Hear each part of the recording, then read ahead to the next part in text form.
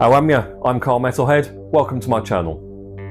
There's a missing chapter in the history of Judas Priest. It contains 2 studio albums, some of the heaviest songs the band ever recorded, and in Jugulator, my personal favourite Priest album.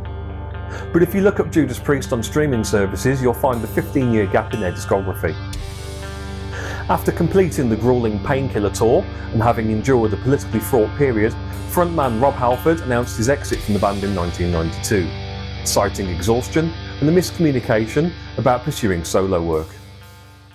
Drummer Scott Travis was given a videotape of Tim "Ripper" Owens fronting a Judas Priest tribute band by the name of British Steel, which then led to Owens being invited to audition for the vacant singer position, before officially joining the band in 1996. Owens recalls, "They found a videotape of me singing in the Judas Priest tribute band. I get a phone call, fly over to England and audition. I sang one line of a song and made the band." With Owens on vocals, Priest recorded 2 studio albums, 97's Jugulator and 2001's Demolition. These records marked a heavier, darker Priest sound. Jugulator, their 13th album, shifted the group toward down-tuned groove and thrash metal, while Demolition mixed multiple metal styles, but both flew under the radar. While fans appreciated Ripper's talent, these albums had modest impact and some fans longed for the classic sound. Ripper Owens poured himself into the material. He later said Jugulator is a fantastic record. Cathedral Spires is in the top 10 Priest songs, and even called it a true continuation of Painkiller. Both albums feature strong songwriting by guitarist Glenn Tipton and KK Downing, and the group even received a Grammy nod for the single Bullet Train. But despite this, neither record boosted the band's stalled momentum. While the albums were well crafted, most fans were ambivalent, probably due to a focus on Halford's potential return. Some fans appreciated Owens as a brilliant vocalist, but many others couldn't accept anyone replacing the metal god Rob Halford. Owens himself understood this more than most. He admitted that he didn't feel the pressure at first, saying, "I knew I was the right fit," but also predicted that Priest would ultimately bring Halford back. He later quipped that he joined Priest at probably the worst time for heavy metal, when the genre was struggling, and he felt timing was against us. By 1999, the band's classic lineup had quietly begun rebuilding personal ties. Halford later recalled that in the early 2000s he wrote a heartfelt, multi-page letter to his former bandmates, saying that he missed Priest and was ready to return. The letter, delivered via the band's management, set the final step in motion. In 2003, after 2 studio albums, 3 world tours and a live record, Judas Priest gave in to fan demand and business incentives by rehiring Rob Halford, and Ripper Owens' tenure ended. He has repeatedly described his departure as friendly, remaining on good terms with his bandmates while recognising that Rob needed Priest and Priest needed Rob. Both Jugulator and Demolition gradually disappeared from the band's official history. Priest stopped playing any songs on these albums live, and most conspicuously, the albums vanished from streaming services and reissue campaigns. Jugulator is notably the only Judas Priest album that has never been released on any major digital media platform, due in part to the old label's bankruptcy, meaning fans have had to rely on second-hand CDs or expensive vinyl copies, with a limited Jugulator reissue only appearing in the 50 Heavy Metal Years box set released in 2021. This sidelining has been commented on by the band repeatedly. Bassist Ian Hill bluntly told website Metal Sucks in 2024, "Why they're not for sale has got nothing to do with us.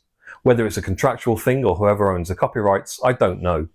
But it is a shame because there's some good material on there." Scott Travis commented, "I think the record label went out of business, and with Rob Halford being back in the band, it's kind of probably a delicate situation as far as, hey, we want to re-release these records." Glenn Tipton and Richie Faulkner have rarely mentioned these albums, although Faulkner, who replaced KK Downing in the band, once cited the Demolition track Hell Is Home as a favourite song. In short, the official Priest line has been one of silence or caution. As Halford himself put it, he simply hasn't listened to those albums. "No, I still haven't, because it's not me singing, I'm not attracted to it." That frank admission, no disrespect to Ripper, he's a friend of mine, Halford added, underlines the informal erasure. Judas Priest acknowledged the albums only as a historical footnote and not part of their active repertoire. By contrast, some former members and Owens himself have vented frustration. KK Downing, who co-wrote much of the music on the albums, fumed about it on his podcast, That Rocks. "It just seems like they want to erase those songs, which is extremely unfair. Not to make those albums available to the fans is just crazy, really." Downing, a 25% stakeholder in the band at the time, said he would fight every day to make the records available, saying why would you denounce albums that spent years working on? Ian Hill has echoed that nostalgia, saying that he still enjoys Demolition and Jugulator, and lamenting, it's still Judas Priest. I know it wasn't the trademark lineup, but it was still Judas Priest nonetheless. Tim Owens, who now fronts KK's Priest, the band since formed by KK Downing, has been honest about how sidelined he feels. Owens has quipped to fans, "Great to see my time in Judas Priest has been erased and my CDs and me from their past." In interviews, he's noted that Jugulator and Demolition probably don't mean much in Judas Priest's history. To those guys, my records probably don't mean much these days, especially with Rob in the band. Ripper also complains he can't buy copies. My issue is I would like to buy the records, but you can't when they're kind of gone. Some fans see this era as a neglected chapter. Setlist data shows that Priest has never played a song from either album during a Rob Halford show, yet Halford himself has apparently softened. In 2019 he told Metal Hammer magazine, "Why not? Those records, Jugulator and Demolition, are both part of the great history of Judas Priest." And, calling Owens a friend, "I've never done any of those songs that he sang on, but I'd definitely have a crack at them." However, no Ripper era material has re-entered Priest set lists as of yet. Owens' unlikely rise from tribute band singer to frontman, and the tracks he delivered on those records are an important part of the group's history, and even went on to inspire a Hollywood movie, 2001's Rockstar, starring Mark Wahlberg and Jennifer Aniston. The Ballad of Judas Priest, the official documentary which chronicles the band's 50-plus year history, received its North American premiere at the Hot Docs Canadian International Film Festival in Toronto recently. After the screening, co-director Sam Dunn answered a few questions about the film, and it seems that the Jugulator era will once again be glossed over. As for whether former singer Tim "Ripper" Owens was approached to appear in the film, Dunn said, "No. Controversial response, Judas Priest fans. Again, so much story. We wanted to obviously reference Tim, but it's tricky. Not to get in the weeds, but in a story of this scale, when you're into the second, third or fourth quarter of the story, it's like what to include and what not to include become big questions." Jugulator and Demolition remain Priest's forgotten albums. The reasons given range from business complications to fan sentiment, but many involved call it a shame. As Ian Hill put it, as a band it's still Judas Priest, and some good material has gone out of circulation. Whether you agree or not, the Tim "Ripper" Owens era serves as a period that deserves much better recognition.